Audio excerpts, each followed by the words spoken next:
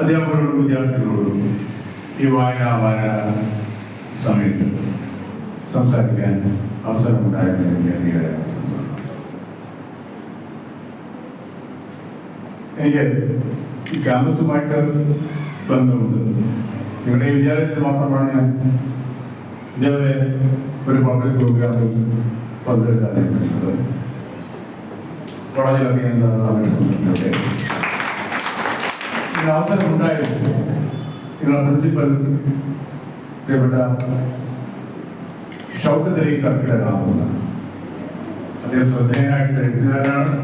അദ്ദേഹത്തിൻ്റെ അതീവ ശ്രദ്ധേയമായിട്ടുള്ള നോവൽ വളരെ വൈകാതെ കേരളത്തിലെ ഏറ്റവും പ്രഗത്ഭനായ പ്രസാധകർ HNC പബ്ലിഷേഴ്സ് തൃശ്ശൂർ അദ്ദേഹത്തിൻ്റെ നോവൽ ഉടൻ തന്നെ പുറത്തിറക്കാണ്. അതിൻ്റെ ഏതാണ്ട് പ്രോസസ്സിംഗ് അതിനെ പൂർത്തിയായിരിക്കും. പ്രിൻസിപ്പൽ പ്രഗത്ഭനായിട്ടുള്ള ഒരു എഴുത്തുകാരൻ കൂടിയാണ് എന്ന് നിങ്ങൾക്ക് അഭിമാനിക്കുന്നത്. ഞാനിവിടെ വന്നപ്പോൾ സുബി എന്ന് പറയുന്ന ടീച്ചർ എൻ്റെ വിദ്യാർത്ഥിനിയാണ് എനിക്ക്. പക്ഷെ അത് ഞാൻ 33 കൊല്ലം അധ്യാപകനാണ്. അതുകൊണ്ടാണ് അവർക്കൊക്കെ എന്നെ പരിചയമുള്ളത്. നിങ്ങൾ മലയാളം മീഡിയത്തിലൊക്കെ പഠിക്കുന്ന കുട്ടികളാണെങ്കിൽ അമ്മമ്മ എന്ന് പറയുന്ന ഒരു പാഠഭാഗം 8ാം ക്ലാസ്സിൽ കഴിഞ്ഞ് 12 കൊല്ലം പഠിക്കാൻ പഠിക്കുക. ഇപ്പോഴത്തെ ബാച്ച് ലാസ്റ്റ് ബാച്ച് അടുത്ത കൊല്ലം 8ാം ക്ലാസ് പാഠപുസ്തകമാണ്. സ്വാഭാവികമായിട്ടും അമ്മമ്മ എന്ന് പറയുന്ന പാഠഭാഗമാണ്. ഇപ്പോൾ ഈ വായനാ ദിനത്തിൽ നിങ്ങളോട് സംസാരിക്കാൻ അവസരം ഉണ്ടാക്കി തന്നത് നിങ്ങളുടെ പ്രിൻസിപ്പൽ ഷൗക്കത്ത്. വായനാവാരം ഇന്ത്യയിൽ ഒരിടത്തും ഈ തരത്തിലുള്ള സ്കൂളുകളിൽ വായനശാലകളിൽ വായനാവാരം ആഘോഷിക്കുന്നില്ല. കേരളം ആ നിലയ്ക്ക് വളരെ ശ്രദ്ധേയമായിട്ടുള്ള ഒരു സംസ്ഥാനമാണ്. ധാരാളം എഴുത്തുകാരെ ആദരിക്കുന്ന ഒരു ജനസമൂഹമാണ് ഇവിടെ ഉള്ളത്. കേരളീയ സമൂഹത്തിൽ മാത്രമേ മേന്മയുള്ളൂ എന്ന് പറയുന്നതിൽ അർത്ഥമൊന്നുമില്ല.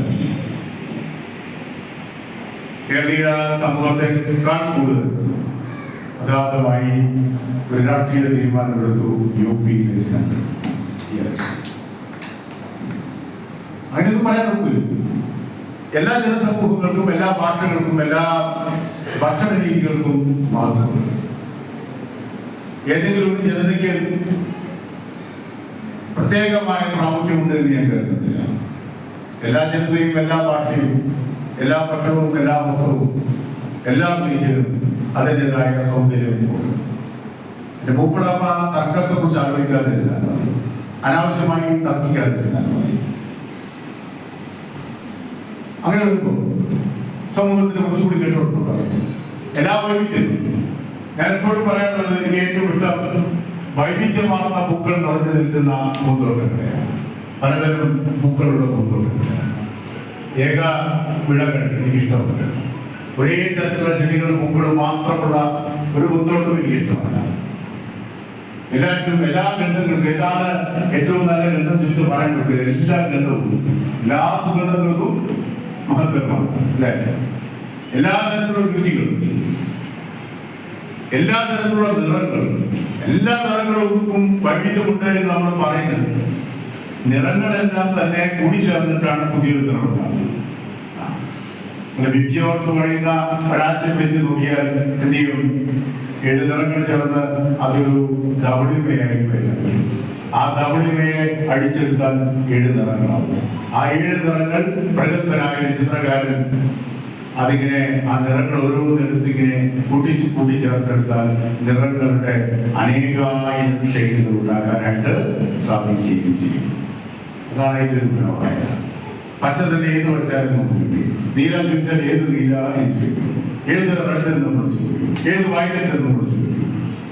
അപ്പൊ അത്തരത്തിലുള്ള വൈവിധ്യങ്ങൾ ഉൾക്കൊള്ളാൻ നിങ്ങൾ കുഞ്ഞുങ്ങൾക്ക് സാധിക്കണം. ഇപ്പൊ ഒരിക്കലും ഇന്ത്യ എന്ന് പറയുന്ന രാജ്യത്തോട് നമുക്ക് ഇഷ്ടമാണ്, നമുക്ക് അഭിമാനമാണ്. ഇന്ത്യ രാജ്യത്തോടുള്ള നമ്മുടെ ഇഷ്ടവും അഭിമാനവും നമ്മുടെ അയൽപ്പക്കത്തെ ഒരു രാജ്യത്തെയും വെറുക്കാൻ ഇടവരുത്തരുത് കേട്ടോ.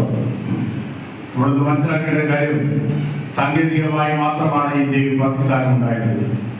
ഇൻഡസ് വാലി സിവിലൈസേഷന്റെ പാതി കിടക്കുന്നത് പാകിസ്ഥാനിലാണ്. അവരും അഭിമാനിക്കുന്നത് ഞങ്ങൾ ഇൻഡസ് വാലി സിവിലൈസേഷന്റെ ജനതയാണ് എന്നാണ് പാകിസ്ഥാനികൾ അഭിമാനിക്കുന്നത്. നമ്മളും അത് തന്നെയാണ് അഭിമാനിക്കുന്നത്. അങ്ങനെ കൊടുക്കേണ്ട കാര്യമില്ല. പാകിസ്ഥാൻ എന്ന രാജ്യത്തോടുള്ള എന്റെ ഏക വിയോജിപ്പോഴത്തെ ഭരണകൂടത്തിന്റെ രീതികളോട്, അല്ലാതെ അവിടുത്തെ ജനതയോടല്ല. ഞാൻ ലോകത്തൊരു ജനതയും പൊരുത്തത്തിനാണ്. എനിക്ക് ധാരാളം ചിത്രകാരന്മാരായ വിദേശികളായ സുഹൃത്തുക്കൾ, എഴുത്തുകാർ, പല രാജ്യക്കാർ, ആഫ്രിക്കക്കാർ.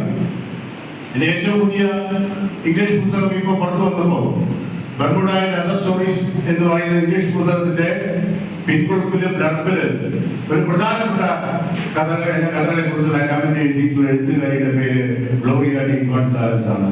അവര് സ്വാഹിലി ഭാഷ സംസാരിക്കുന്ന ഒരു ആഫ്രിക്കൻ എഴുത്തുകാരിയാണ്. ഇംഗ്ലീഷും മനോഹരമായിട്ട് എഴുതും.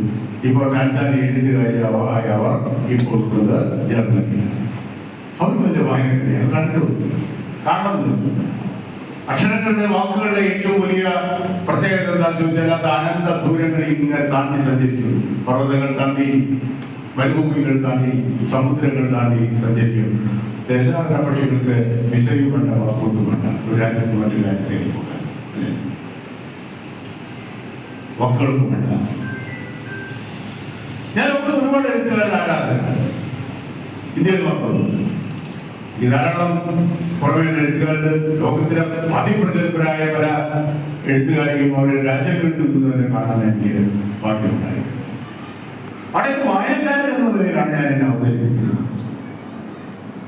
അമിക്കാതനായ പോർച്ചുഗീസ് എഴുത്തുകാരനെ മുസാഫിക് എന്ന് പറയുന്ന രാജ്യത്ത് പോർച്ചുഗീസാണ് കൊടുത്ത ഭാഷ. അവിടുത്തെ വലിയ എഴുത്തുകാരനെ പരിചയപ്പെടാൻ പോയപ്പോൾ എനിക്ക് ആകപ്പാട് അദ്ദേഹം അനുവദിച്ചത് 5 മിനിറ്റാണ്. നോബൽ സമ്മാനത്തിലൊക്കെ ഭാവിയിൽ കിട്ടുമെന്ന് പ്രതീക്ഷിക്കുന്ന വലിയ എഴുത്തുകാരൻ അദ്ദേഹം 5 മിനിറ്റാണ്. 5 മിനിറ്റ് ഞാൻ പിന്നീട് പിറ്റേന്ന് ഒരു ദിവസമാക്കി മാറ്റിയത് ഞാൻ വായനക്കാരനായിരുന്നു. കാരണം അദ്ദേഹം ജോർജ് അമാൻറ്റോ എന്ന് പറയുന്ന വിഖ്യാതനായ പോർച്ചുഗീസ് എഴുത്തുകാരൻ ആരാധകരും അദ്ദേഹത്തിന്റെ എഴുത്തിന്റെ വഴിയിലൂടെ സഞ്ചരിക്കുന്നതാണ്. ഞാൻ അദ്ദേഹത്തോട് പറഞ്ഞു, നിങ്ങളെ ഏറ്റവും ആദരിക്കുന്ന നിങ്ങളുടെ കുലപതിയായി നിങ്ങൾ കാണുന്ന ആ എഴുത്തുകാരൻ അമാൻറ്റോ എന്ന് പറയുന്ന എഴുത്തുകാരൻ, അദ്ദേഹം എനിക്കും ഇഷ്ടമാണ്. അദ്ദേഹത്തിന്റെ എന്ന് പറയുന്ന നോവൽ ഞാൻ വായിച്ചിട്ടുണ്ട് എന്ന് പറഞ്ഞോടുകൂടി പിന്നെ വേറെ നോവലിലേക്ക് കമ്മ്യൂണിക്കേഷൻ പോയി പിറ്റേന്ന് തന്നെ ആഹാരം കഴിക്കാൻ അദ്ദേഹം വിളിക്കുകയും എത്രയോ മണിക്കൂറുകൾ ഇതിനോടൊപ്പം ഞാൻ കഴിക്കുകയും. അതാണ് വായന കൊണ്ടുള്ളത്. കരീബിയൻ പാട്ടുകാരുടെ ജോലിയെടുത്ത ഞാൻ ഭോപ്പാലി എന്ന് പറയുന്ന വിഖ്യാതനായ പാട്ടുകാരൻ്റെ വലിയ ആരാധന, വിൻസെന്റ് ജോഷിയുടെ ആരാധന, ചൈമൈ വൈദ്യനാഥ ഭാഗവതിന്റെയും ആരാധന, നിഖില വാസുദേവന്റെയും ആരാധന, ജയചന്ദ്രന്റെയും ആരാധന. അങ്ങനെയൊന്നുമില്ല. ഏറ്റവും പ്രിയപ്പെട്ട എഴുത്തുകാരൻ വൈക്കം മുഹമ്മദ് ബഷീറുണ്ട്, എം ടി വാസുദേവൻ നായരുണ്ട്, മുകുന്ദനുണ്ട്, ഓ വി വിജയനുണ്ട്. അങ്ങനെ എത്രയോ എഴുത്തുകാർ.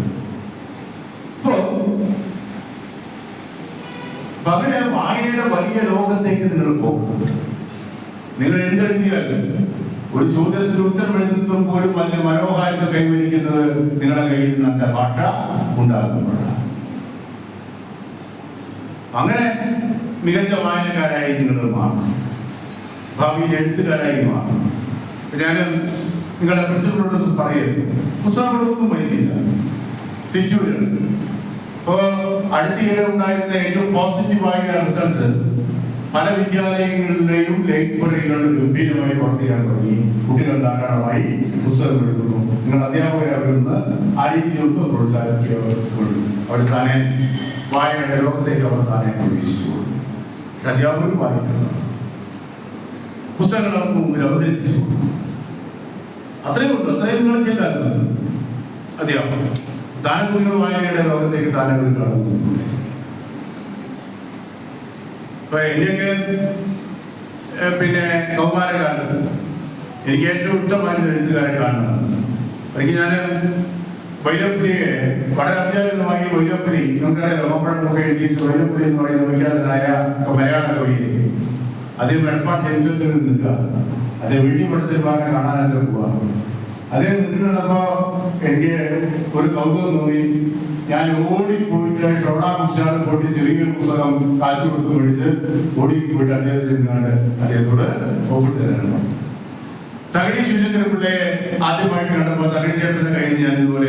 പുസ്തകം ഞാൻ ഒപ്പിട്ട് കൊടുത്തു. DC ബുക്സിൽ കൂടി ഞാൻ പുസ്തകം പഠിച്ചു. നേരെ തകഴിച്ചേട്ടൻ്റെ അടുത്ത് ചെന്നു ഒപ്പിട്ടു. ഞാൻ എന്നും ഓർക്കുന്നു പി. സുരേന്ദ്രന്റെ സ്നേഹ ബഹുമാനങ്ങളോടെ തകഴി ശിവശങ്കരൻ. അപ്പോൾ DC മാനേജർ ചോദിച്ചു, ഈ പയ്യൻ എന്തിനാണ് ബഹുമാനിക്കുന്നത്? എത്രയോ വർഷം മുമ്പത്തെ കാര്യമാണ് പറയുന്നത്. അപ്പോൾ അദ്ദേഹം പറഞ്ഞൊരു കാര്യം, ഇവൻ എഴുതുന്നത് പോലെ എനിക്ക് എഴുതാൻ സാധിക്കില്ല. അത് ഞാൻ അടുത്ത തലമുറയെ കുറിച്ച് ഞാൻ പറയും, അടുത്ത തലമുറ എഴുതുന്നത് പോലെ എനിക്ക് എഴുതാൻ സാധിക്കില്ല. എല്ലാ തലമുറയിലും പുതിയതായി വലിയ വലിയ എഴുതുകാർ വരും.